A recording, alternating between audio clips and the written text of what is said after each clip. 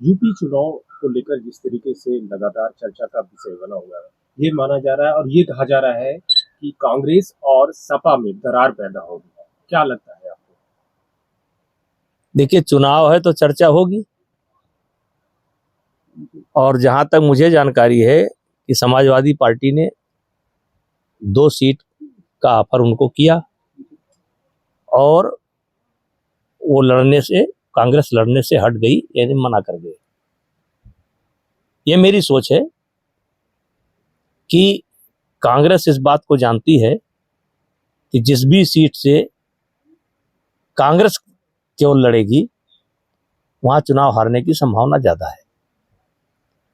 क्या लगता है? और ऐसे माहौल में कांग्रेस की आलोचना हो, कांग्रेस की भद्द पिटे, इसलिए कांग्रेस यहाँ उनको जो सीटें मिली थी उस पर चुनाव नहीं लड़ना चाहती है।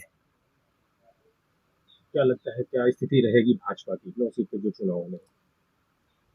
देखिए, समाजवादी पार्टी और भारतीय जनता पार्टी के बीच में मुकाबला है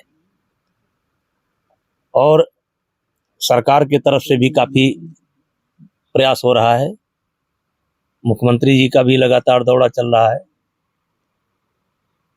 उप मुख्यमंत्री लोग भी दौरा कर रहे हैं, संगठन भी तेजी से लगा हुआ है। लेकिन इसके बाद भी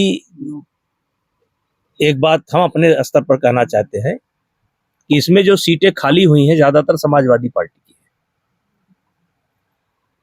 तो समाजवादी पार्टी भी कि आज के परिप्रेक्ष्य में जो एक वातावरण उत्तर प्रदेश के अंदर बना हुआ है, तो समाजवादी पार्टी का वोट भी अपने जगह पर फिक्स है।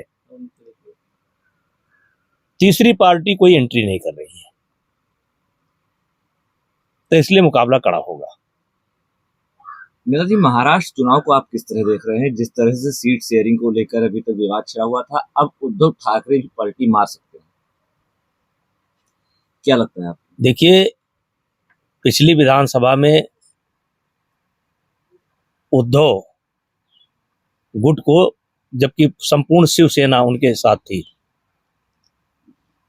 उनको सीट शेयरिंग में सीट चुनाव लड़ने के लिए उनको ज्यादा मिली थी, लेकिन जीत जो है, जीते कैंडिडेट भारतीय जनता पार्टी के ज्यादा थे और वो छोड़ करके चले गए। अब वहां भी जाने के बाद कुछ दिन के बाद शिवसेना ही टूट गई। अब असली शिवसेना किसके पास है, इस बात का झगड़ा चल रहा है। तो उद्धव जी को मिला कुछ नहीं। अब वहां भी कांग्रेस, एनसीपी, शरद पवार की पार्टी, उनको लग रहा है कि मेरे वोट के बल पर उद्धव जी राजनीति कर रहे हैं। उनको लग रहा है कि मेरे वोट के ऊपर राजनीति कर रहे हैं। कि लोकसभा के अंदर जो सीटें मिली हैं, उनको इस बात का गुमान है कि मेरे कारण मिली है। अब एक तरीके से उद्धव गुट जो है, उद्धव जी, मतलब छटपटाहट तो उनको है, क्योंकि उधर भी मुख्यमंत्री डिक्लेयर नहीं हुए। दूसरा, बीजेपी और शिवसेना, अब तो शिवसेना बढ़ गई है, ये नेचुरल अलायंस है, ये बहुत पुराना अलायंस है। हमारे समझ से इसको तोड़ना नहीं चाहिए था, तोड़ना नहीं चाहिए था, बातचीत करके कोई रास्ता निकालना चाहिए था, तोड़ना नहीं चाहिए था। सीटें ज्यादा जब भाजपा को मिली थी, अच्छा वहां भी जैसे अब पूर्व मुख्यमंत्री फडणवीस जी एक जो है अच्छे नेता हैं, तो बीजेपी की इतनी ताकत हो गई है कि उसने अपनी सीटें ज्यादा ली। तो ये नेचुरल अलायंस था, इसको तोड़ना नहीं चाहिए था।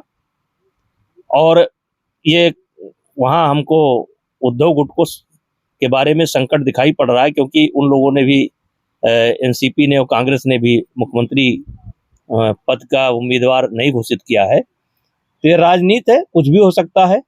और भारतीय जनता पार्टी और उद्धव गुट का या शिवसेना का एक नेचुरल अलायंस है, तो राजनीति में कुछ भी हो सकता है। आज नहीं होगा तो चुनाव के बाद हो सकता है, कुछ भी हो सकता है।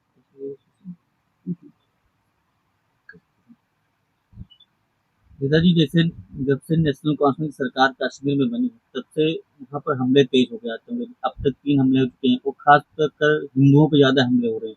और जो उन लोगों पे हमले हो रहे हैं जो यहाँ उत्तर प्रदेश से, बिहार से, झारखंड से वहाँ मजदूरी करने के लिए आते हैं। देखिए, इस पर गृह मंत्री जी का बयान आ चुका है, उस बयान को मैंने देखा है।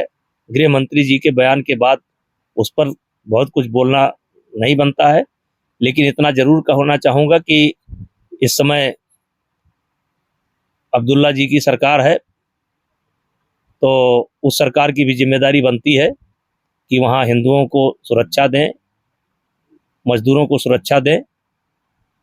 और हमने फारूक अब्दुल्ला का भी बयान सुना है, उन्होंने पाकिस्तान की बड़ी कड़ी निंदा की है। तो अब दोनों सरकारों को मिलकर के इस पर रोकथाम करना चाहिए।